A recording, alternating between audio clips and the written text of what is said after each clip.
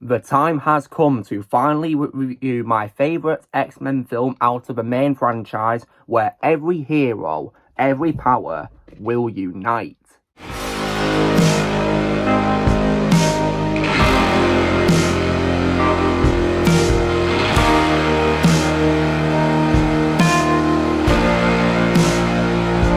Hey everyone, Lucimus Prime here. So it's time for a next review in my review series for the franchise being the X-Men films. And it is now time to review what is my all-time favourite X-Men movie in the main X-Men franchise, not including the spin-offs, which is none other than, of course, in 2014's X-Men Days of Future Past. And today I'm going to be reviewing what is the raw cut of the film, the true version of the film to me. So, now, how was this film made then? So, this was once again directed by a director I unfortunately lost respect for, which is Bryan Singer. And it was written by Simon Kinberg from a story he created with Jane Goldman and another director I unfortunately lost respect for, which is Matthew Vaughn, who of course directed the previous movie, X-Men First Class.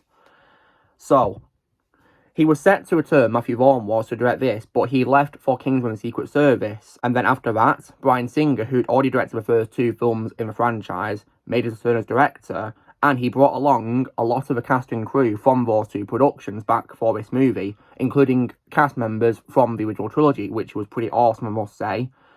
With a budget of $205 million, the film's principal photography began in Montreal, Quebec in April 2013 and concluded in August back the same year, with additional filming and pickups taking place in November 2013 and February 2014, and 12 companies handled the film's visual effects.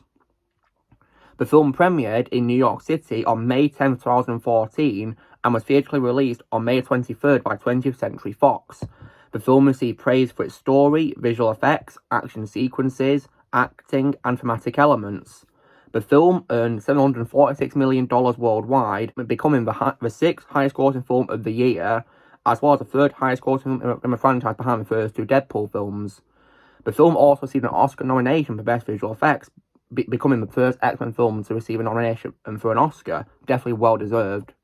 When it comes, of course, to my reaction to this film then, so almost 10 years ago today, when the film, of course, released in cinemas, I went to see this film in the cinema because in that year, guys, 2014, I had already seen the films in like a binge watch, and I was already a massive fan of the X-Men franchise. And when I saw the trailers for this film, I was really excited. And I especially loved how it was bringing back the cast members from both the original trilogy and from the previous movie, X-Men First Class. So, like, old and new coming together. So, I really loved that. So, I went to see this film at the cinema, and I absolutely loved it. Like, wow. When I saw this film, my mind was absolutely blown. I mean, I can remember coming out of the cinema saying that my mind was blown. Like, it was definitely my favourite X-Men movie of all time out of the main franchise. Like, I couldn't believe how awesome that film was. Like, an awesome day that was seeing a movie. I absolutely loved it. So, now, what is this movie about then? So, this story is inspired by the 1981 Uncanny X-Men storyline of the same title, Days of Future Past, which was written by Chris Claremont and John Byrne.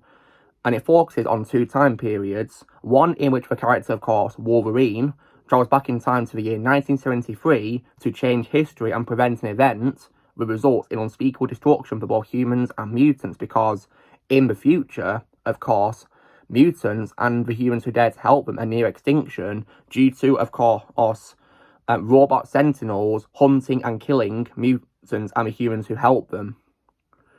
So, basically, of course, Earth is near extinction when it comes, of course, to mutants and the humans who help them or who possess the genetic material to have mutant offspring. So, I definitely really love the story in this. So, and it was definitely a really awesome experience to see this film at the cinema. So, and it was also my first X-Men film I saw at the cinema as well. So it was definitely a great thing to start on when it comes to watching these films at the cinema. So, now, when it comes to what I think is great about this film then, so I think this film has an absolutely phenomenal cast of actors. So, Hugh Jackman, of course, reprised his role as Wolverine in this, and as I've said before on my reviews for other films he's in, there is no other actor I would cast other than him as Wolverine. And once again, I think in this film he absolutely nailed it, in my opinion. And this film was definitely an awesome continuation of the credit scene from Wolverine as well, which I definitely really loved. So that was definitely really cool, how, of course, it was a continuation. And Hugh Jackman always delivers, and this film is definitely no exception. Just an absolute badass in the role, perfect casting, and he trained a lot for his film as well, and you can definitely tell because he put lots of effort into a role. And when it comes as well to return of Professor Charles Xavier, I love the return of both Sir Patrick Stewart and James McAvoy as Xavier. They're both phenomenal actors, and to see them both together in this film was brilliant. I definitely loved that. And James McAvoy did a great job playing Xavier, where he's depressed, of course, where in 1973 he's given up his powers so he can walk again with a syringe. So I think he did a great job playing Xavier as a depressed character. Then, of course, he becomes the hopeful, optimistic professor we all know and love towards the end of the film, of course. And Sir Patrick Stewart, I've always loved him as Xavier. He's an absolute legend, perfect casting. I love that he came back for this film, and definitely did a brilliant job playing him in this, of course, in the future. And despite, of course, the extinction that the mutants are facing, he's still, of course, hopeful they'll win. So that's what I love about Xavier in this film. And Sir Patrick Stewart's an absolute legend. I, of course, have on a privilege of meeting him at a convention in 2006. He's an absolute legend. So I definitely loved Xavier in this film. I definitely as well love the scene where both of them talk to each other as well. That was definitely a really awesome scene, getting to see them both talk. And I especially as well love Xavier's quote being that just because somebody stumbles and loses their way doesn't mean they're lost forever. I absolutely love that quote very much, and I find it very motivational as well, because it's definitely proved to us that we should never give up, and I definitely really love that quote. When it comes to other cast members, I also as well definitely love the return of both Sir Ian McKellen and Michael Fassbender as Magneto. In my review for First Class, I already praised Michael Fassbender as Magneto, and I've got to praise him once again in this film because he did a phenomenal job playing Magneto as the villain that he is in this film, because I'd say in this film he does definitely become the full-on villain we all know from the comics in this, because in First Class he's sort of an anti-hero. At the end of that film he of course became Magneto. And in this film, when he, of course, is trying to, of course, change history, he does it, of course, by attempting to kill Mystique, of course, a sign that he's still Magneto, of course, from the end of First Class. And, yeah, Magneto was definitely, in my opinion, Michael Fassbender's best performance ever. This one was definitely no exception, in my opinion. He absolutely nailed it. I especially loved his speech he gives as well, when of course, he controls the Sentinels, and he orders them, of course, to aim their guns at the White House, and he broadcasts his speech as well. Like, it's a chilling, powerful speech, and Michael Fassbender just absolutely nailed it, in my opinion. And I also, as well, of course, love the return of the legendary Sir Ian McKellen as Magneto as well. Also perfect casting as well, and I love as well how we got to see a different side to his Magneto, where he's on the good side with the mutants helping them. And even, of course, doesn't wear his helmet in this future because he doesn't need it, because he's now on the same side as Xavier. And I love how in the final battle he helps out with the mutants in a last stand against the Sentinels. And even when he was mortally wounded, he still, of course, helped them with his powers before he got sent back to the monastery by Blink. When it comes to us supporting characters now, when it comes to Mystique in this, as I said in my review of First Class, that film and this film are the only films I can tolerate her in when it comes to Jennifer Lawrence's portrayal, because she's found better than she's in the next films, in my opinion. And I do like how this film did centre on her, so I'm glad that they did give her focus on this, I guess, because she didn't have that much of it, unfortunately, in the sequels in the original trilogy, which is a bit of a shame. But I like how in this film, of course, it's her actions that lead to the consequence of the mutants being near extinct in the future. I also, as well, definitely love the return as well of Halle Berry as Storm, as well. Halle Berry is one of my favourite actresses, and Storm is my favourite role of hers. I love that she came back for this film, and she was definitely brilliant in this, and it's also amazing when you realise that in this film she was pregnant when filming, Halle Berry was, but she still gave it all she got in this film, gave a great performance as always. And also as well, when it comes as well to others who return from the younger trilogy, of course, when first created with First Class, I definitely love the return of Nicholas Hoult as Beast. Definitely great casting in my opinion, and did a great job playing him in this. And we also got a pretty funny cameo at the end with Kelsey Grammer reprising his role at the end, which is pretty nice. So I love how they acknowledge Kelsey Grammer's version. And also as well, when it comes as well to those return to the original trilogy, I love as well the return of Shawn Ashmore as Iceman. Definitely a live action role of his, and I love that he came back in this, which is really cool. And I love how in this film we get to see him turn into full ice, his entire body turns to ice. That was definitely a nice, awesome change to show how much he's upgraded. And also as well, we got introduced as well to Omar Sy as Bishop. Omar Sy, in my opinion, is a great actor, and Bishop's definitely, in my opinion, one of his best roles. I also did like Return of Daniel Cudmore's Colossus. He was good in this, and I like we got to play a part, of course, in the final battle in The Last Stand, I guess, which was better than he was in the original trilogy, in my opinion. And I also love the introduction as well of Fan Bingbing as Blink, who can create portals. I thought she was pretty cool, in my opinion. And also Adam Cancel as Sunspot, who, of course, can project solar energy. He's kind of like the X-Men version of Human Torch, only this time with solar energy, really. And he did also as well like Boo Boo Stewart as Warpath. He was good in this, and he was pretty handy because he, of course, is an expert tracker. And he, of course, will be able to sort of spend Sentinels coming, of course, with his senses.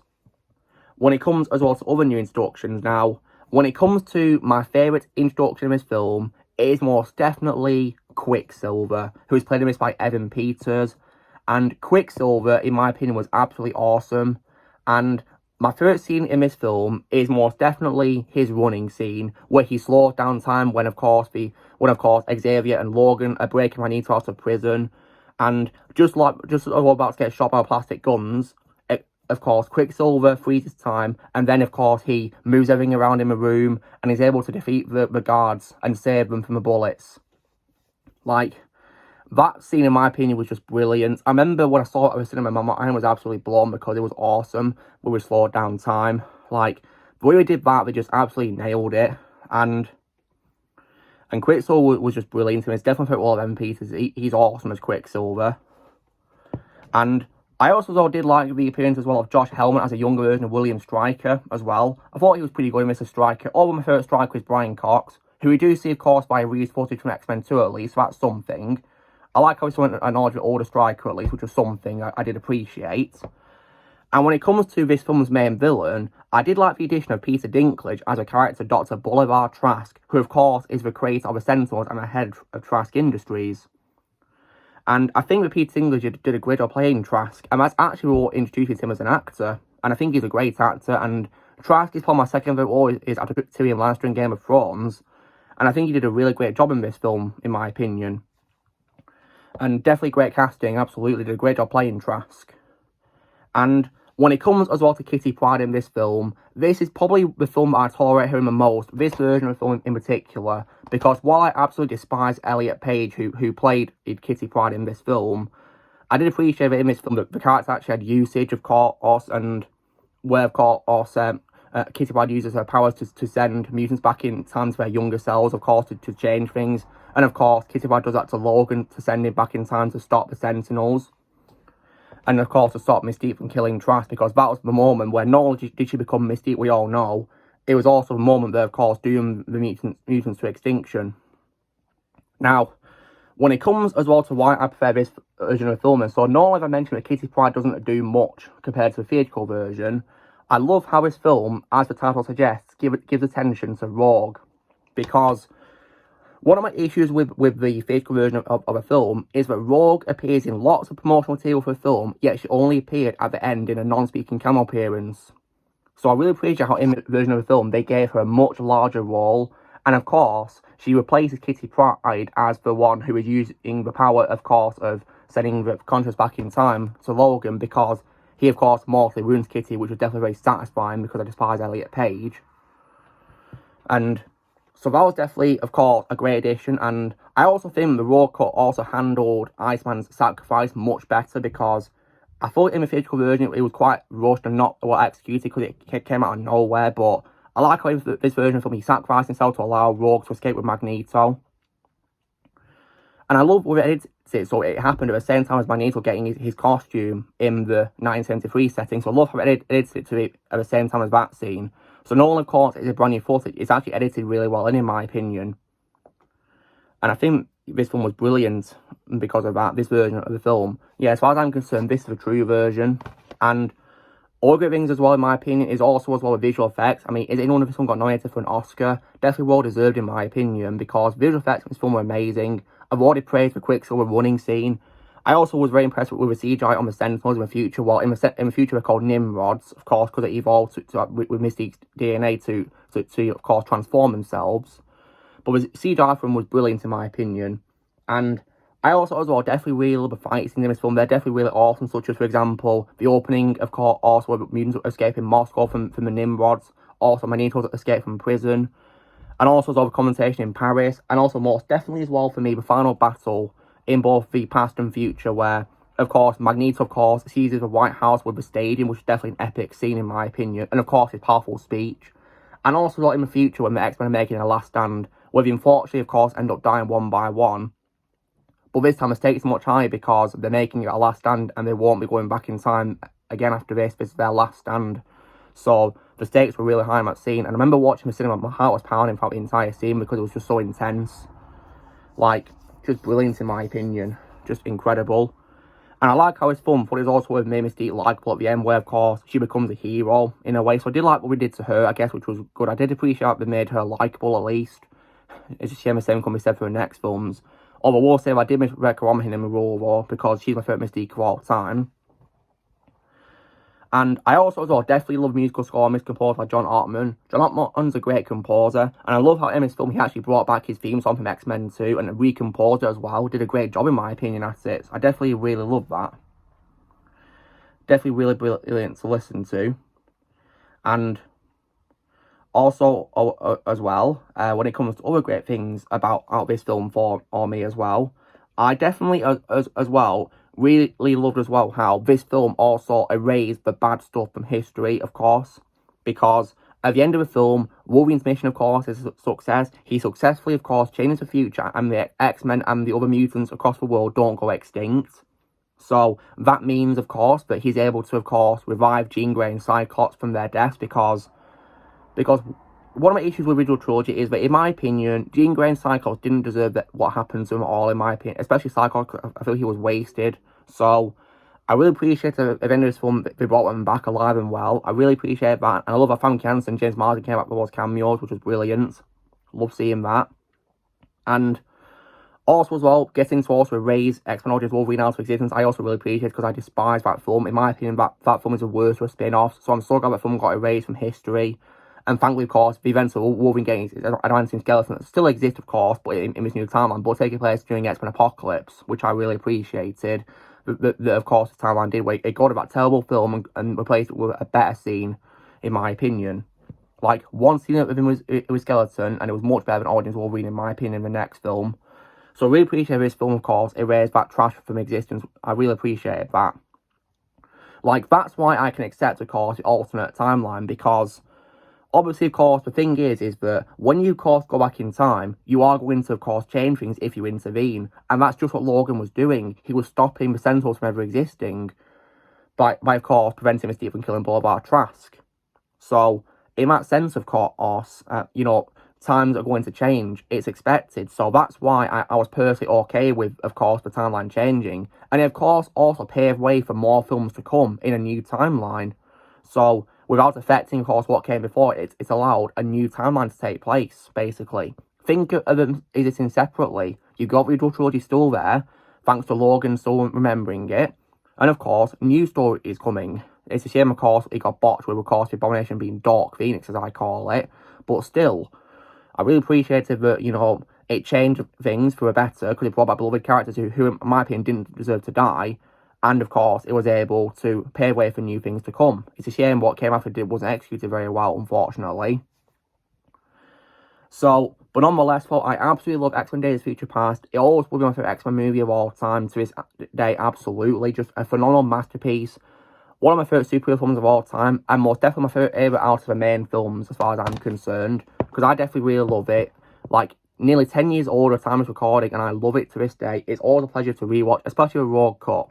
Because it had lots of questions which, of course, theatrical version didn't give us, such as, for example, how did the Sentinels know where they were at the monastery? And that's because a piece of a Sentinel chasing the X-Jet was stuck to on the hand, and, of course, activated its tracker. So that was definitely genius right there, and helped me, of course, understand why they found them at the monastery. So I definitely appreciate that. So, to me, Raw cut is the true version of a film. So, if I was to give this film the almost score out of 10, well, compared to the 8 out of 10 I give to the theatrical version because of the issues I do have with it, I, to this day, give a Raw cut of X-Men Days of Future Past a full-blown 10 out of 10. Yeah, I love this film very much. Always will. Always a pleasure to rewatch. So, this is me, course, doing my review for X-Men Days of Future Past with Road Code, my favourite X-Men movie of all time in the main films. So, you know the drill, guys. Be sure to give this video a like. Also, be sure to put in the comments what you guys think of X-Men Days of Future Past, Road Code or theatrical version. What do you think in the comments below? Also, be sure to join the team by pressing subscribe who's coming in the future, and I'll see you all later.